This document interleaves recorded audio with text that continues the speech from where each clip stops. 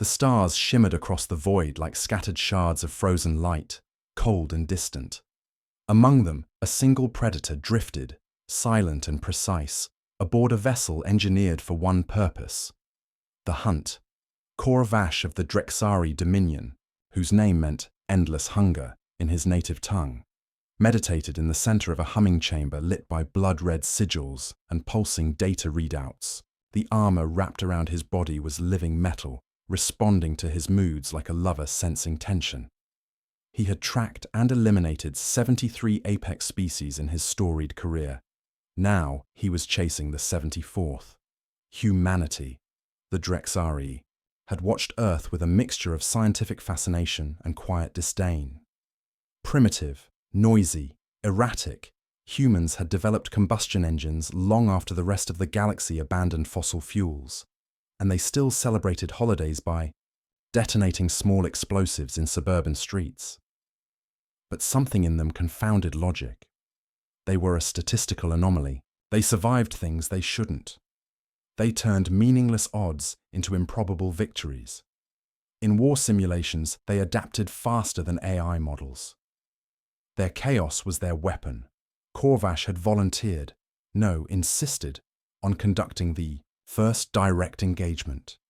He would not descend upon world capitals or military installations. He chose instead to extract one single subject, study it, break it, understand it, a lone human, isolated from the herd, ripe for the hunt. Danny Malone was 46, living in a rusted RV parked behind a dilapidated bait shop on the outskirts of Beaver Creek, Ohio. Once a Marine, now barely a man with working cable, Danny had developed a particular daily rhythm that rarely deviated.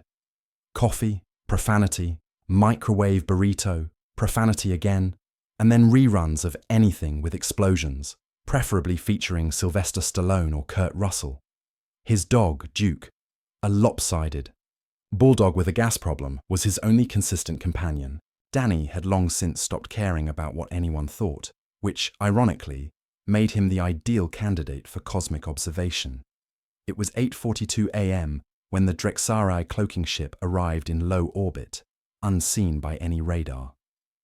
Korvash descended, silently, wrapped in phase armor, landing in the wooded area just beyond the bait shop. With scanner in hand, he tracked Danny's thermal signature, noting the subject's sedentary behavior. The human was reclined in a camping chair next to a smoking grill, clad in cargo shorts, a shirt that said, "I came, I saw, I made it awkward," and aviator sunglasses. He was humming along, loudly and off-key, to an AC/DC track.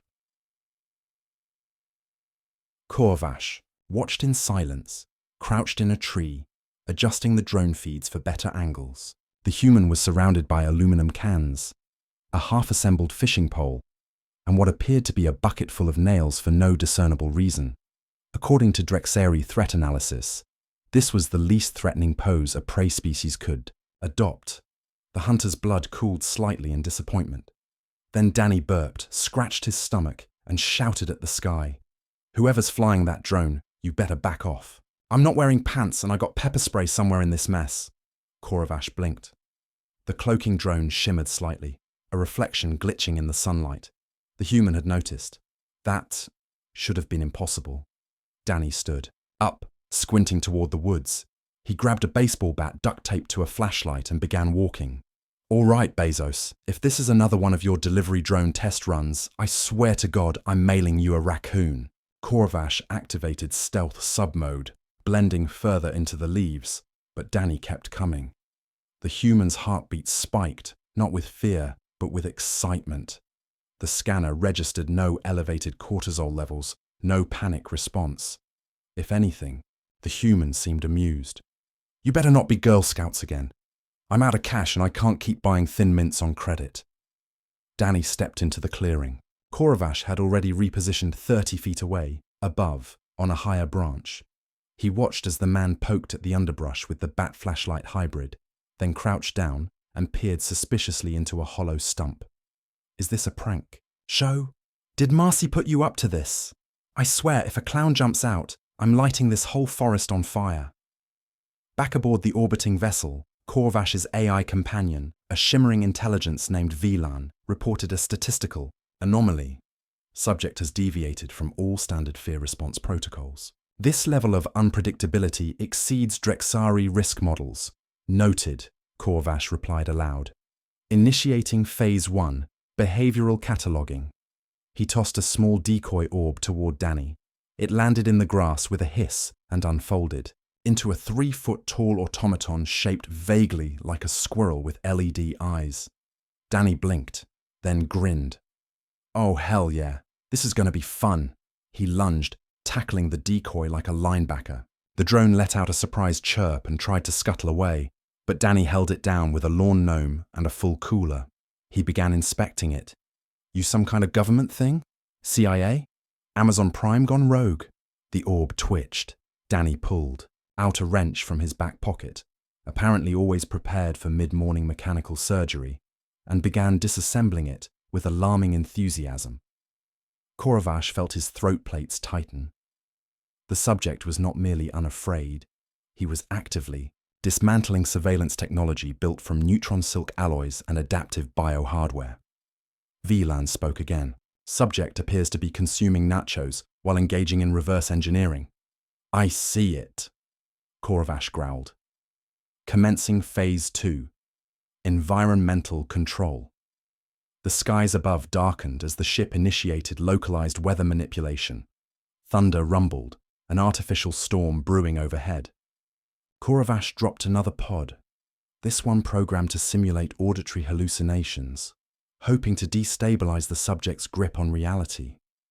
Danny glanced up, unimpressed, then pulled a tarp over himself, popped open a can of beer, and muttered, "Great, now the government's trying to ruin my weekend barbecue." The hallucination drone emitted a garbled whisper. "You are not safe. You are being watched." Danny stared directly at it. Yeah, no crap.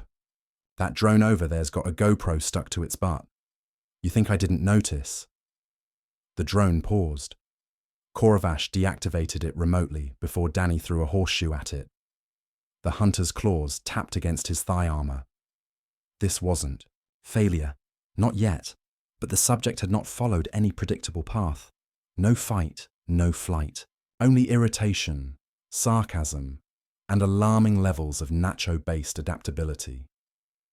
He dropped from the tree, activating his hunter's cloak as he landed behind Danny. The man didn't hear him.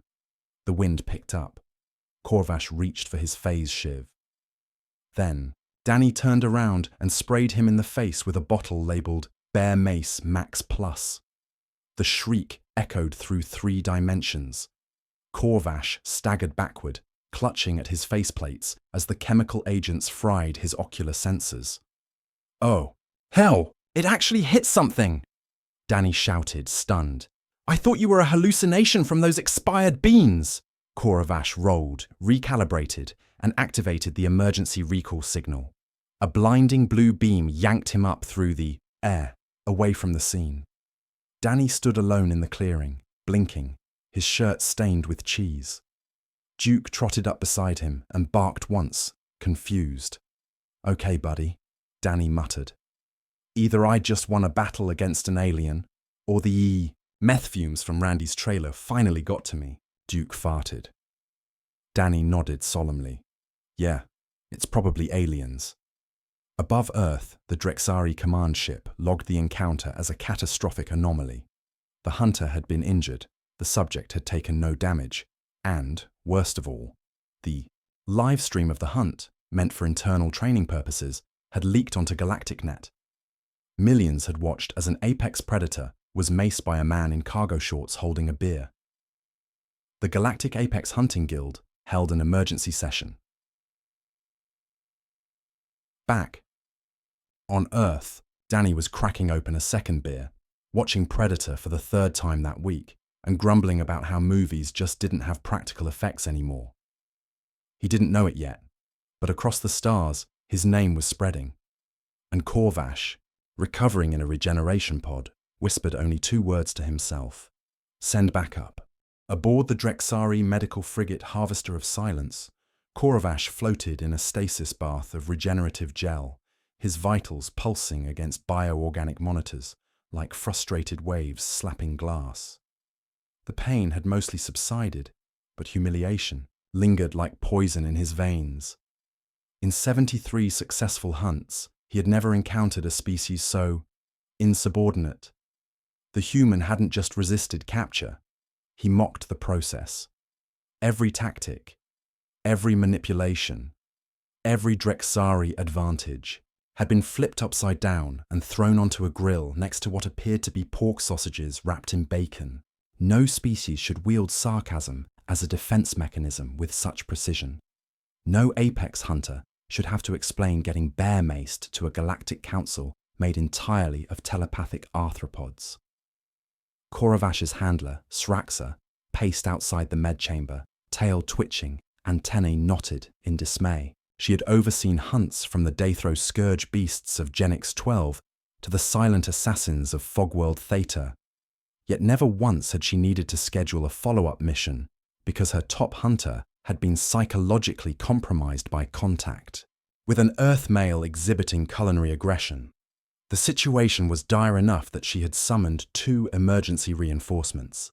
Not soldiers, specialists, the kind of intergalactic operatives who dealt in unexplainable behavior and cultural anomalies. The first was a linguistic tactician from the Calorian mind swarm, a translucent neural mass in a hovering jar, who spoke exclusively in Shakespearean insults and statistical predictions. The second was a behaviorist named Tok Tok, a feathered biped from the Viral Combine, known for cataloguing strange species by pretending to be one of them for years. Tok Tok had once infiltrated a colony of telekinetic frogs by becoming their god. Now, he was brushing up on Earth culture via a downloaded drive of YouTube compilations, mostly involving humans slipping on ice, arguing over game show answers, and grilling things that probably shouldn't be grilled. Subject displays adaptive chaos theory in pure form, said the Calorian, bubbling ominously. He weaponizes randomness. Predictive outcomes collapse in proximity to his presence. I ran a simulation. The results are classified under universal red flag protocols, Sraxa hissed. So we need to eliminate him, completely. No, Tok Tok chirped, already dressed in a suspiciously well-fitting NASA hoodie. You can't just eliminate him. You eliminate a human. 5 others show up yelling about freedom and where's the barbecue? One guy might bring a banjo. This one's unique. He doesn't follow fear, logic, or tribal unity. He follows mood, weather, and whether or not his show is on. And he seems to think hostile encounters are episodes of a reality competition show. Then what's the solution? Koravash asked, finally emerging from the healing gel, his mandibles glinting with purpose. Tok Tok tilted his head. We infiltrate. We go down, act human, figure out how he ticks. You want to hunt this guy? You need to understand his species on their terms. Humor, food, television, possibly lawn ornaments. On Earth, Danny Malone was installing floodlights, on his RV using duct tape and an old coat hanger. He wasn't sure what had happened last week, but he wasn't taking chances. Something had shown up in the woods, and while he'd scared it off with bear mace and bravado, he figured there was a non-zero chance it might come back, possibly with friends. He didn't believe in aliens per se, but he also didn't disbelieve. The universe was big, and the government had gotten real quiet about weather balloons lately. Duke the Bulldog sat nearby chewing on a sock, unfazed by the mounting threat of interstellar war. Danny adjusted his I'm with stupid bull cap, cracked open another beer, and turned on the portable TV bolted to the side of his camper. He found a late-night action movie marathon playing and settled in, absently muttering one-liners along with the screen. That's when Tok Tok arrived. He didn't land in a spaceship or teleport in through a portal. He just showed up, walking, along the shoulder of the highway with a travel mug and a duffel bag slung over one feathery shoulder. He looked vaguely human if you squinted and ignored the blinking gills on his neck. His holographic disguise, crafted using second-hand cosplay footage and fashion analysis, had rendered him as a denim-wearing, stubble-faced wanderer with mirrored sunglasses and a t-shirt that read, "Born to grill, forced to work." Danny squinted at him as he approached the RV. "You a cop?" "No." Tok Tok replied, trying to sound casual. Are you? Danny narrowed his eyes. No one asks that unless they're either high or from California. Tok Tok smiled awkwardly and offered a greasy paper bag. I brought tacos. That was all it took. 10 minutes later, they were both sitting on lawn chairs, eating mystery meat and watching Die Hard 2, while Duke snored under a table. Danny spoke between bites. So where you from? Up north, Tok Tok replied, careful not to specify which galaxy. Canada? Sure, Danny grunted. Explains the politeness. You got that twitchy traveler vibe. You here hiding from something? The IRS? An angry ex? Tok Tok considered his answer. I'm here, observing. You're fascinating. Danny raised an eyebrow. Buddy, if you think this is fascinating, you really got to get out more. Tok Tok leaned forward, careful to emulate the kind of body language humans used for bonding. You ever have weird stuff happen? Like, really weird. Like, getting visited by something, Danny considered. Once, back in '93, I swear I got abducted by the Home Shopping Network. I blacked out during a steak knife commercial and woke up owning 4 blenders and a ceramic tiger. Tok Tok blinked. That's not quite what I meant. Danny shrugged. I don't go looking for weird. It just shows up, like raccoons in the engine block. That night, as Danny snored in his camper and Tok Tok awkwardly napped in a hammock made from discarded fishing nets, Korvash and Saraxa monitored the feed. He's gaining the humans' trust, Saraxa noted. Korvash growled. It feels wrong, underhanded. He bear-maced you and stole your drone. Fair point. Back on Earth, Tok Tok was slowly unraveling the human mystery. He watched as Danny spent entire afternoons trying to microwave frozen pizza rolls with increasing levels of failure. He listened as Danny ranted about how modern movies lacked soul and how he once fixed a broken carburetor with a paperclip and chewing gum. He learned that humans didn't follow hierarchy, logic, or cohesion. They followed instinct, irony, and stubborn hope. Danny, for his part, liked Tok Tok.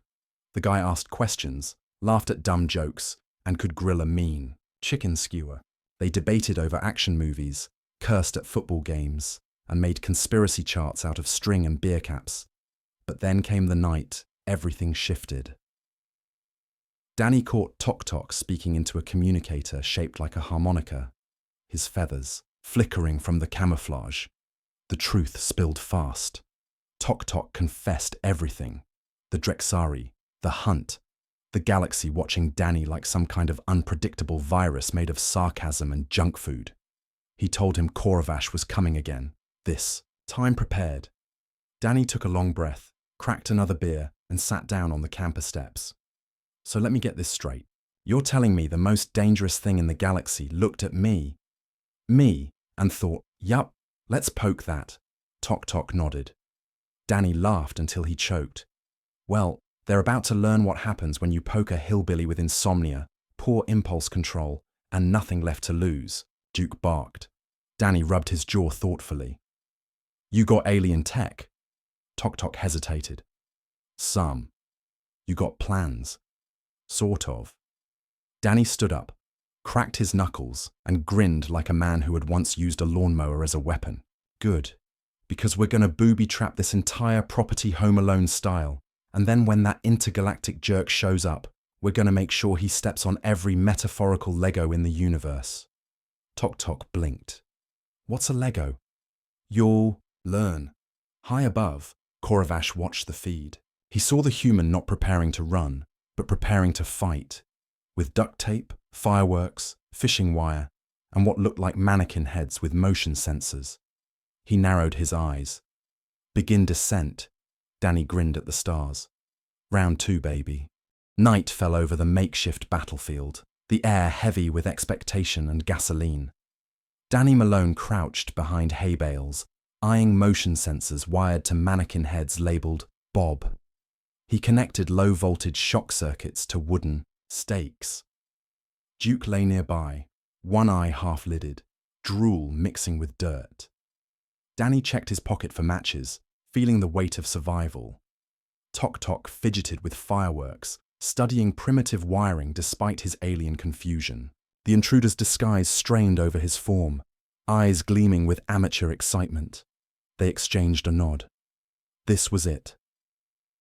Korvash's party approached in near silence, guided by VLAN's algorithms and Tok Tok's hacked coordinates. The team consisted of 4 Drexari, heavy weapons operator Vishika with a plasma cannon grafted to his arm, stealth stalker Selvi, demolitions expert Frazal, and archer Kuther, who trusted only projectiles. Each wore adaptive camo that blended seamlessly with the forest. They had watched Danny's last performance and dismissed it as luck. Tonight they would prove their superiority. Danny felt hair prickling on his neck. They're close. I can smell their oxygen mix, he whispered. Tok Tok nodded. Shadows moving at 17 meters per second from the northwest. Danny glanced at glowing wires crisscrossing the clearing. When they hit shock range, I trigger fireworks. That should send them flying. Tok Tok's holographic display flickered. If they split into squads, my sound dispersers scramble. Formation! Duke gave a low growl. Danny patted Duke's head. Stay ready. Korvash touched down 50 meters away. The forest floor muffled his steps. He inhaled the scent of burnt marshmallows and whiskey. His mandibles twitched. Proceed with caution, he whispered. They may be primitive, but unpredictable. A holographic overlay marked traps in red. You can disarm these with a bypass code, but its origin is unknown. Korvash's mind churned. Then we adapt. Selvi, disable their sensors from above. Kuther, flank from the east. Vishka and Frazal, follow me to cut off retreat. The Drexari melted into darkness. Predators humbled. Danny crouched as the first mannequin twitched, wires sparking at its neck. He pressed a button on a sonic amplifier, and the head shrieked. Duke barked in approval. Danny grinned and flipped a switch, sending Roman candles streaking into the sky. The ground shook as explosions scattered leaves. Vishika charged toward, a wire-labeled Bob, gauntlet ready. He reached out, but the mannequin lashed with electricity, his gauntlet sparking. Selvi darted forward, snatching another head. Kuther's arrow severed wires in a single shot. Each mannequin collapsed, inert. Danny held his hand over his mouth. Gotcha, you glowing lizard freak, he shouted. Tok Tok activated a banshee, shriek from a sound emitter. The piercing wail forced the Drexari to cover their ears. Vishika cursed as plasma leaked from his cannon. Frazal tossed a plasma gelatin stick to seal wires, but it fizzled into acrid smoke. Human improvisation confounded them. Korvash! Sensors blocked! Selvi hissed. They anticipated us. Korvash's jaw tightened. Take the flank route. We descend from above. He vaulted onto a low branch, limbs flexing like lethal springs. Below, Danny lit a Molotov cocktail and flung it into the underbrush. Flammable liquid roared into flame, orange heat flickering across tree trunks. Vishika fired his plasma cannon, cutting a fallen log in half. He advanced through smoke, bracing his shoulder. Selvi grappled with a mannequin head before it shorted, out, yanking it free. Kuther readied an arrow, scanning for movement. Frazal set an explosive charge under a rusted barrel. Korvash's HUD shimmered under heat distortion as VLAN's voice crackled. 2 hostiles detected west. 1 canine, 1 pair, likely human and alien. Danny and Tok Tok darted behind a rusted minivan. Breaths ragged. Duke bounded. Ahead, fur bristling. Tok Tok tapped Danny's shoulder. They're closing in fast. Danny crushed a beer can and tossed it, aiming at Frazal's box with his last Roman candle. The box erupted in phosphorus, blinding Frazal, who staggered, dropping detonators. Danny dove forward, grabbing fishing wire. Tok Tok triggered, an EMP toward Vishka's gauntlet. It sputtered. Vishka roared, swinging his cannon like a club. Duke leaped at Selvi, teeth clamping her thigh plating. She shrieked as Danny's wire tripped her into the underbrush. Flames licked her armor plating, pinning her down. Kuther, distracted by Duke's snarling, released an arrow that embedded itself in a nearby oak. The bark hissed under electricity. Korvash snarled as their trap unraveled. He launched over the minivan. Claws extended at Danny, anger burning bright. Tok Tok yelled, "Behind you!" Danny pivoted, swinging a section of rebar he had salvaged. Corvash deflected the blow. With forearm plating, metal screeched. Danny rolled beneath Corvash, driving rebar into the hunter's ankle joint. Sparks flew as the living metal armor fractured. Corvash roared and hacked at Danny with his phase shiv. Danny ducked, knocking the shiv aside. He twisted and kicked Corvash's knee, sending him sprawling. Corvash's cloak flickered and deactivated. Danny blinked at exposed armor shining in firelight. He dropped the rebar and drew a compact pistol Tok Tok had provided, its barrel humming with alien energy. He hesitated and then squeezed the trigger. A bolt of electric blue energy erupted, striking Corvash and sending him skidding across dirt. His regeneration had barely begun, and his body recoiled from the shock. The shot scorched letters etched on his armor. He coughed, venom flooding his senses as his cloak sparked back to life. Danny seized the moment to retreat, dragging Duke and Tok Tok toward the camper. A roar of alien horns echoed, signaling reinforcements. Corvash lay in the dirt, mandibles twitching as he fought to regain composure. He rose unsteadily, muscles screaming. He watched Danny vanish into shadows, wounded pride fueling fury. Somewhere deep inside, a grudging respect for the human's unorthodox tactics began to seed itself, though he would never admit it. His mind raced. Plan, adapt, destroy. He would not fail again. Not this time. Moments later, Danny slammed the RV door shut, locking every bolt. He jammed a chair under the wheel and slid a chain through the handles, padlocking it with a grin.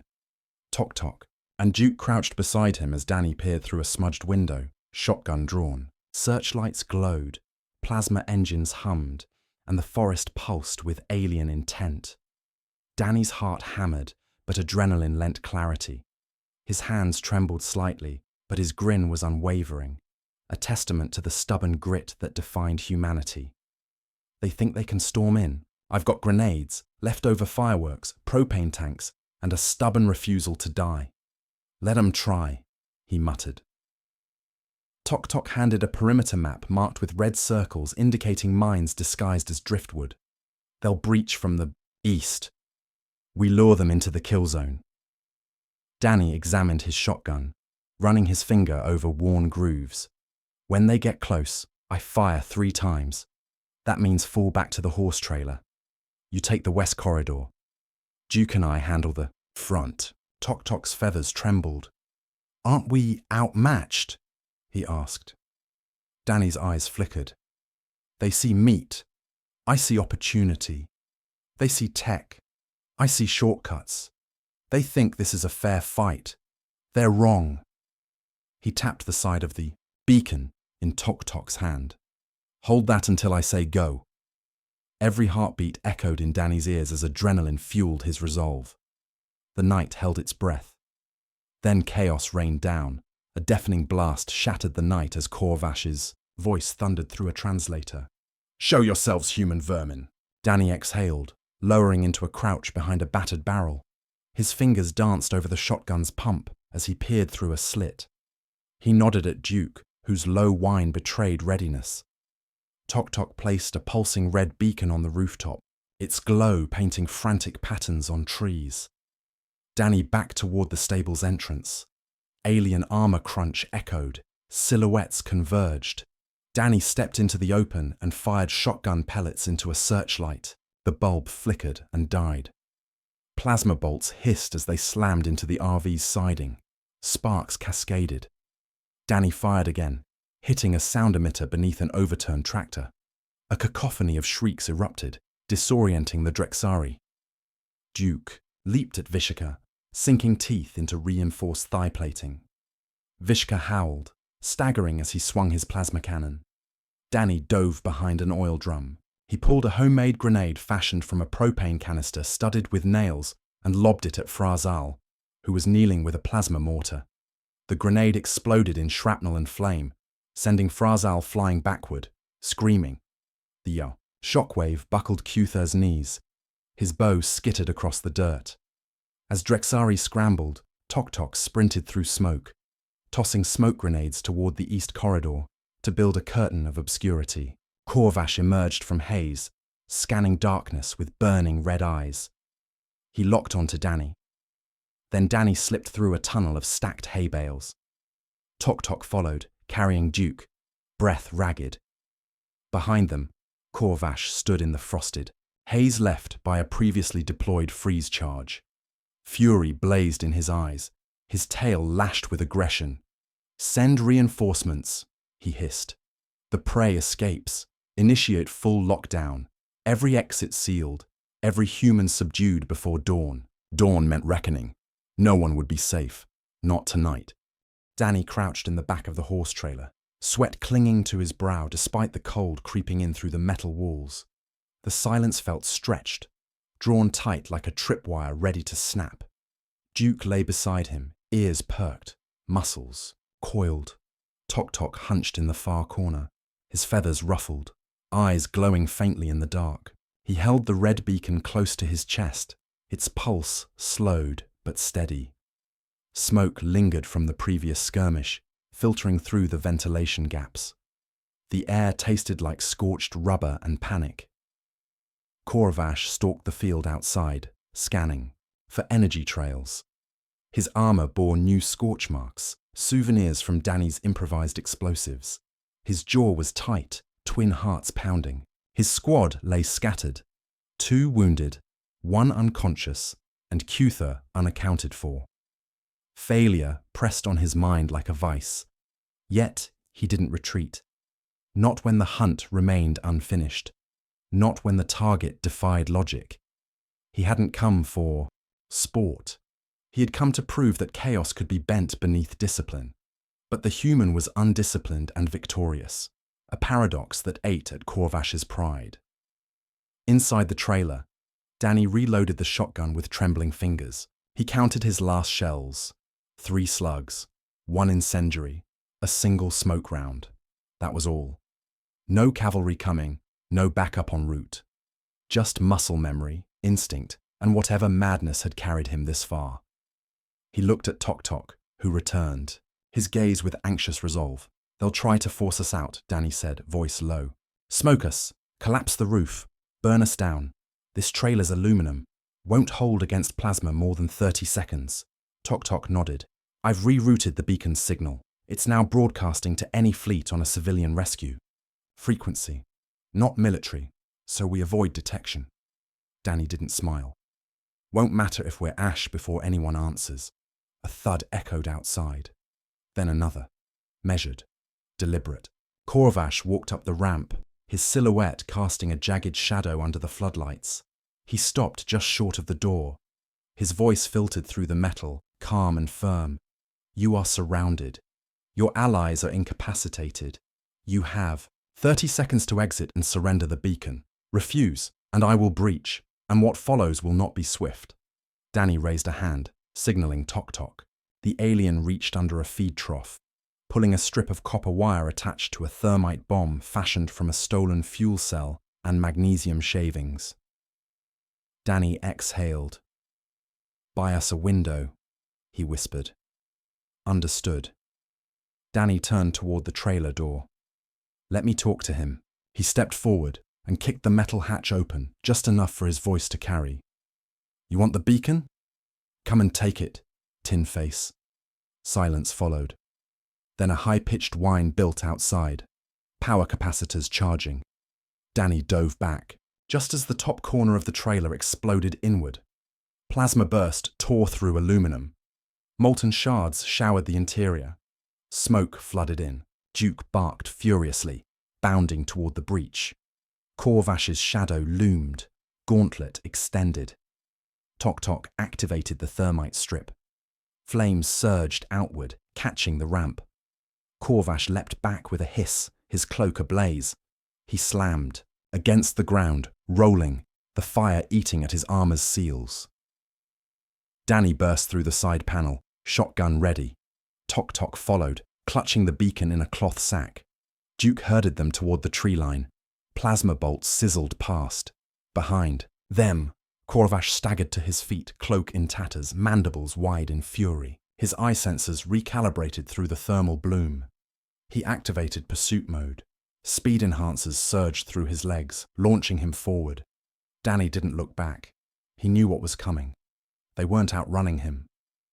A rusted shed loomed in the dark. Danny ducked behind it, motioning Tok Tok inside. "Go! Up the ladder! Get on the roof! Use the antenna! I'll hold the front!" Tok Tok hesitated. Danny grabbed his shoulder. "You've got the beacon. That makes you the mission." Tok Tok climbed without another word. Danny crouched near the door, shotgun aimed low. His breathing slowed. He counted footsteps in the dirt. When the final one landed outside the door, he fired through the metal. The slug punched a hole in the rusted sheet, catching Corvash square in the thigh. The Drexari grunted, stumbled, then burst through the panel like a battering ram. Danny flew backward, crashing into a pile of old tires. Corvash advanced, limping but unrelenting. His gauntlet recharged, electricity licking the edges. Danny scrambled for a length of chain. He hurled it at the alien's face. It bounced harmlessly, but bought a second. He rose, jamming the shotgun's barrel under Corvash's chin. He fired the incendiary round. Fire licked up the Drexari's helmet. Corvash staggered, slamming Danny aside with a backhand. Danny's vision blurred, ears ringing. Tok Tok, perched atop the shed, activated the antenna array. The beacon surged, releasing a concentrated burst. It projected into the night sky, piercing clouds, refracting blue and white pulses across the treetops. For a moment, everything froze. Somewhere above, something would notice. Someone might. "Listen." Then Corvash screamed, a sound that seemed more frustration than pain, and vaulted toward the shed. Tok Tok leapt down the opposite side, landing hard. He scrambled through brambles, the beacon clutched tight. Corvash gave chase. Danny pulled himself up, one eye nearly swollen shut. He reached for Duke's collar. The dog barked and ran, after Corvash. Danny staggered forward. His body was breaking, but something deeper held him up. A refusal, a truth no predator could overwrite. He would not be prey. Tok Tok hit the creek bed, slipping on algae-covered rocks. The beacon fell from his grip, skidding into the water. Corvash loomed behind him, gauntlet raised. He struck down. Tok Tok dodged, the blow smashing a rock in half. Corvash grabbed the alien's arm and lifted him with ease. "You are not the target," Corvash said coldly. "But I'll end you to end this." A blur collided with him. Duke bit deep into Corvash's arm joint, tearing at exposed, synth flesh. The Drexari shouted and dropped Tok Tok. Danny stumbled onto the scene seconds later, shotgun empty. He raised a steel pipe instead. Corvash slammed Duke against a tree, then turned as Danny swung. The pipe connected with his faceplate. The lens cracked. Sparks flew. Corvash drove his fist into Danny's ribs. Something gave. Danny collapsed but clung to the Drexari's leg, refusing to let go. "Run!"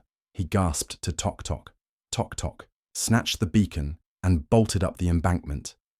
Corvash kicked Danny off. Blood trickled from his side and breath came shallow. He raised his arm to fire, but a second energy pulse interrupted, brighter than before. A signal echo. Tok Tok had hit manual override. The beacon detonated into a flashpoint burst that sent a shockwave across the forest. Above them, the sky flickered. A shimmer cut across the clouds. A ship, cloaked, revealed itself briefly before slipping back into shadow. Corvash's HUD went black. Systems shorted. He staggered, blind, rage boiling. Tok Tok stood atop the ridge, arms wide, defiant. His voice rang out over a speaker embedded in his shoulder. "This mission is complete. I have marked this zone. Extraction is imminent." Corvash turned to Danny, who lay on his back, staring up at the stars through half-lidded eyes. "I should end you," the Drexari growled. Danny coughed. "You already tried, and you still lost." Corvash raised his blade, then stopped. He looked toward the sky where a faint distortion lingered. Another moment, and they'd be gone. He could end the human, but the beacon had done its job. What came next wasn't his to stop. He deactivated the blade, Wordlessly, he walked into the woods, cloak billowing behind him like a dying shadow. Tok Tok rushed down the hill, lifting Danny's limp arm over his shoulder. Duke whimpered, licking Danny's face. Danny blinked. Did we win? Tok Tok didn't answer. A low hum vibrated the trees. The extraction vessel descended silently, lightless but massive, displacing air and leaves in concentric rings. As a hatch opened above them, casting silver light, Danny passed out with a broken smile. The hunt was over. For now.